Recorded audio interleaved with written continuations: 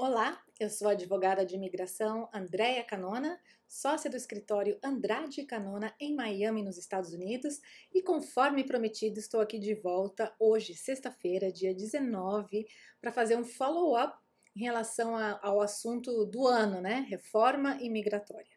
Bom, ontem foi um dia bem busy, né? Bem agitado no meio da imigração, porque foi apresentado no House of Representatives e também já foi publicado, feito o anúncio público das duas propostas de lei, tanto do Senado como da Câmara, né, o House of Representatives, com algumas medidas de reforma imigratória.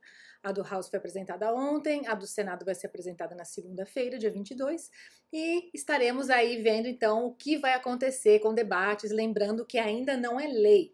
Então, antes que eu venha falar o conteúdo dessas duas propostas de lei, que são bem parecidas, é importante eu lembrar que uma lei só existe nos Estados Unidos depois que ela passa nas duas partes do Congresso, no Senado e na Câmara. E depois disso ainda tem que ser assinada pelo presidente. Então o processo ainda vai ser longo, não temos nada definido.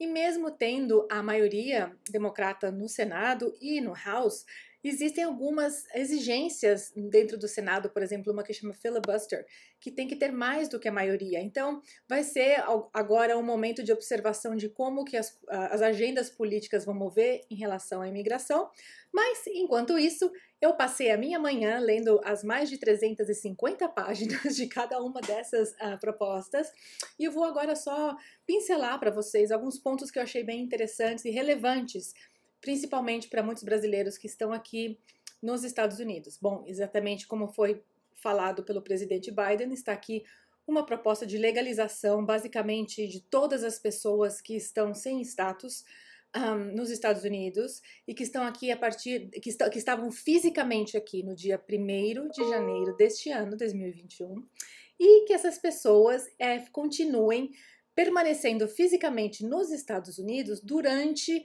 a pendência do processo um dia que entre. Então, uma coisa para lembrar.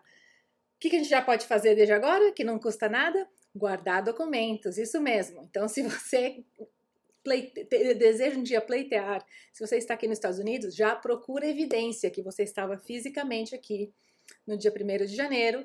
Que evidência? Conta de banco, você usando o ATM, alguma coisa que você fez naquele dia, tá? Se alguém fez o teste do Covid naquele dia, que foi feriado, eu não sei. Procurem essa evidência e já guardem.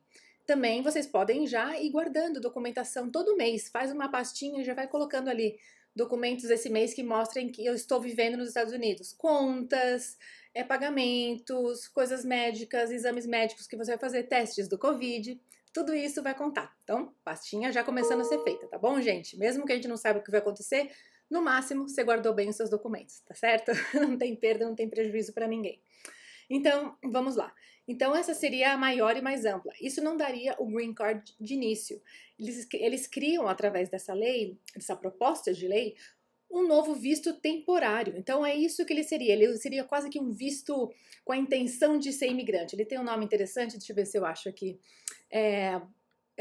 Evidence of Lawful Prospective Immigrant Status. Então, Lawful Prospective. Então, você está aplicando para um visto que vai te permitir um dia ter a residência, certo? Então, o que é interessante isso vai valer por 6 anos, mas depois de 5 anos você vai poder aplicar para a residência, tá bom? E tem, claro, que vai ter checagem de crimes, tem perdões novos, tem várias coisas que são bem detalhadas, que daí vai no caso a caso, depois que for debatido e passado, mas numa maneira geral é bem amplo. E depois a pessoa vai poder obter a sua residência, e o interessante é que eles diminuem o tempo, o prazo para a cidadania, para apenas 3 anos, então mais rapidinho. Agora, quem tem DACA ou quem era elegível para DACA e quem tem TPS, o legal é que a pessoa vai pular esse estágio, ela já vai direto para a residência. Então isso é bem interessante, né? A pessoa já vai ter o Green Card a partir daí. Então é quase que revivando o Dream Act e colocando junto também a questão do TPS. Outra coisa interessante é que eles mudam algumas categorias. Uma que é bem, acho que vai fazer muita diferença, eles tornam a esposa ou o esposo e os filhos menores de residentes permanentes como se fossem de cidadãos americanos, ou seja, você se torna um immediate relative. Isso aí vai ter importância na questão da espera dos vistos, daquela espera. Então, a gente ainda não sabe as outras consequências, que não está muito claro aqui só de ler isso daqui, mas é bem provável que talvez até os mesmos perdões estejam incluídos. A gente não tem certeza. Por exemplo, se a pessoa ficou sem status e é casada com um residente, hoje ela não pode ajustar. Então, a gente não sabe se vai ter essa mudança nessa questão. A gente vê também aqui, que é interessante, uma aceleração nos vistos, nas categorias, na contagem dos vistos. Vão amplificar o número de vistos disponíveis por classes de família, de trabalho. E os que não forem usados, eles vão dar uma maneira de reaproveitar, recapture, para que não se percam. Então, isso com certeza vai mover muito mais rapidamente. E também tem uma provisão bem interessante aqui, que permite certas pessoas que estão esperando o Green Card, que já está aprovado, o I-130, e estão esperando, de alguma forma obterem autorização de trabalho e permissão para ficarem aqui esperando. Isso aí também não está muito claro pela lei, como que vai ser feito. E é importante lembrar que aqui como que funciona, supondo que essa lei passe do jeito que está, com todas as cláusulas, tudo que tem ali. Depois que a lei passa, ainda não pode começar já as pessoas a aplicarem nada. Por quê? Porque daí, depois que a lei passa, ela vai para o executivo, nesse caso vai ser o Departamento de Justiça e o Homeland Security, que vão criar as regras. As regras é o que vai explicar o passo a passo. Primeiro submete isso, faz tal documento, essas são as evidências, vão se criar os tais formulários.